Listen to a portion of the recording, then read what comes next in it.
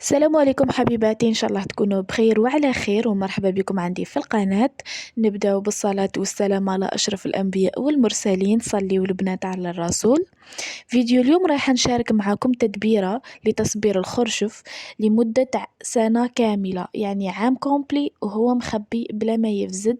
يعني تجبدوه الوقت اللي تحبوا، فقط يعني كيما نجبدوه لازم يعني البلارة اللي نجبدوها وبعد ما نحلوها ونبداو نستخدموا فيها نحتفظوا بها في الثلاجة كيفها كيما أي حاجة مصبرة، يعني كي نحلوا الباطا تاعها رايحين نخبيوها في الثلاجة حتى نكملوا الاستعمال تاعها، على خاطر كون نخليوها على برا رايحة تفسد لنا. هنا نروحوا مباشرة نبداو نشوفوا أهم خطوة وأهم مرحلة عدنا باش نصبروا الخرشف ولا أي حاجة نحبوا نصبروها، واللي هي نعقموا البلارات تاعنا. بالمناسبة هنا البلارات لازم يكونوا تاع قزاز، والغطاء تاعهم يكون يقفل مليح وتاع الحديد. يعني هنا تقدروا تستخدموا أي بلارة عندكم، فقط تتأكدوا باللي الغطاء تاعها يقفل مليح وفي نفس الوقت تاع الحديد. هنا أنا حطيت البلارات تاعي غلاو حوالي 20 دقيقة في الما السخون، يعني حتى تعقموا مليح بيهم بالغطاوات تاعهم. وراح نحيهم معاكم نحطهم على جهة. من جهة أخرى عندي كمية الخرشف تاعي اللي رايحة نصبرها. هنا بعد ما قشرتها وحطيتها في الماء راح نحطها معاكم نعاود يعني نشللها غير بشوي غير شوي بشوي ما وفرات. يعني هنايا لازم الخرشف تاعنا يكون نظيف ويعني نكونوا غاسلينه مليح، ويعني وقشرناه مليح ما نخليوش فيه يعني هادوك القشور شوية هكا باش ما يجيناش هداك الطعم المر. هنا راح نعاود نشلل معاكم الخرشف تاعي غير شوية، يعني نشلو آخر مرة برك، وكنت قادرة يعني ما نعاودش نشلو خلاص ما نزيدش نقيسو بالماء على خاطر ديجا كان في الماء. بصح انا حبيت يعني نعاودلو بشوية ما برك. نروحو نشوفو كيفاش راح نبداو نصبرو الخرشف تاعنا. هنا بعد ما عقمنا البلارات تاعنا تاع القزاز راح نبدا نحط فيهم الخرشف بالطريقة هذه. هنا الخرشف تاعي لازم عفوا البلارة تاعي لازم نعمرها بالخرشف مليح، يعني ما نخليهاش نص ولا نخليها شوي فارغة. نعمر وفي نفس الوقت نضغط على الخرشف هذاك باش نتأكد باللي يعني بلارة فيها كمية معتبرة من الخرشف. هنا بعد ما عمرت البلارات تاعي وبانوا لي باللي تعمروا، بصح راح نزيد نحط يعني الخرشف مليح من الجوانب، يعني ونضغط عليه مليح باش ما تكونش يعني بلارة، يعني ما نخبيش بلارة تكون فيها كمية قليلة برك يعني ونضيع البلارة تاعي تاع القزاز.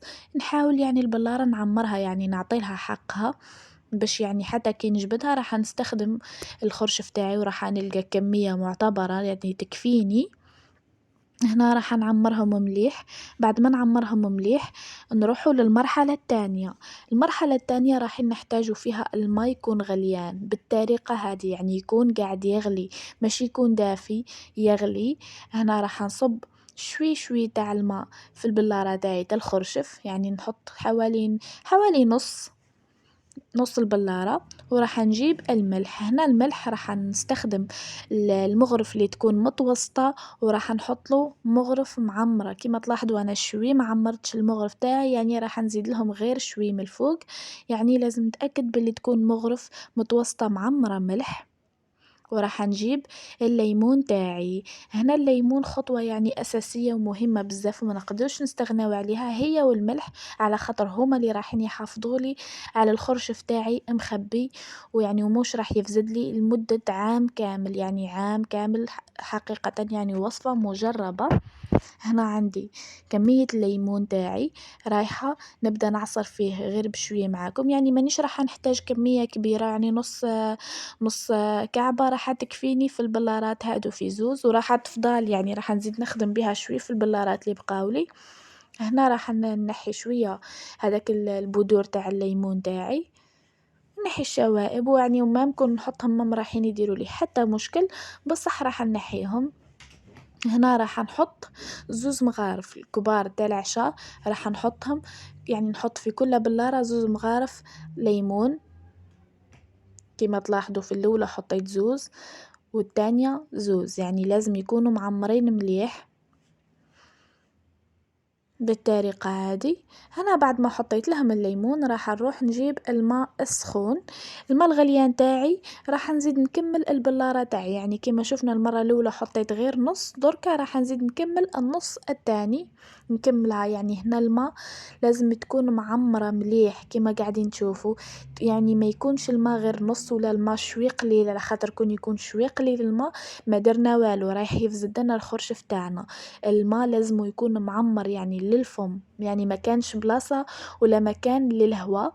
وهنا باش نتأكدوا باللي ما خليناش بلاصة للهواء، راح نجيب بابي فيلم ولا البلاستيك الغذائي ونقفل به البلارة تاعي من الفوق بالطريقة هذه. وراح نجيب الغطاء تاعي تاع الحديد اكيد اللي كنت غليته مع البلارات، بالمناسبة حتى يعني الغطاء تاعها راح يكون مغلي ومعقم. وهنا ونقفل به مليح، يعني نتأكد باللي البلارة تاعي مقفولة مليح وما هيش تخرج في الهواء ولا تدخل في الهواء بالطريقة هذه. يعني لازم الماء هذاك اللي حطيناه رايح يموت لتما، يعني موش راح يخرج ولا راح نخليو البلارة تاعنا شوية محلولة ولا الماء هذاك يسيح بالقطرة، لا لازم تكون مقفولة مليح. هنا بعد ما نتأكدوا بالبلارات تاعنا باللي مقفولين مليح نروحوا للمرحلة الثالثة واللي هي الأخيرة. هنا راح نجيب البرمة تاعي نحطها ونخلي الماء يغلي ونحط تحتهم يعني قطعة قماش ولا كل واحد وش يحب يحط. المهم تكون حاجة من القماش من تحت باش يعني نحط فيهم البلارات هادوكا على وجوههم بالطريقة هذه، يعني نحط الغطاء تاعهم من تحت بالطريقة هذه فوق القطعة القماش كيما هكا. وراح نزيد نكمل البرمة تاعي نكمل نعمر لها الماء، يعني ما نخليش الماء تاعي هابط، لازم يكون الماء معمر للفوق بالطريقة هذه. يعني نخلي غير شوي من البلارات تاعي يبان، هنا لازم يكون مغطي بالماء مليح، يعني باش نتأكد باللي هذيك درجات الحرارة وتوصلت لي يعني البلارات تاعي كاملين. وراح نخليهم من حوالي من 10 ل15 دقيقة وهما في الماء هداك. بعد ما تفوت 10 دقائق ولا 15 دقيقة رايحة نطفي عليهم ونخلي البلارات تاعي يبردوا في الماء، يعني بالطريقة هذيك، يعني ما نحركهمش نخلي الماء حتى يبرد خلاص. ورايحة نهز البلارات تاعي نحتفظ بهم في بلاصة يعني ما تكونش فيها الحركة بزاف، وراح نحتفظ بهم عادي لمدة عام كامل بلا ما يفسدوا. يعني حقيقة وصفة مجربة وعلى ضمانتي، جربوها ماكمش رايحين تندموا. درك نخليكم في أمان الله حبيباتي، السلام عليكم.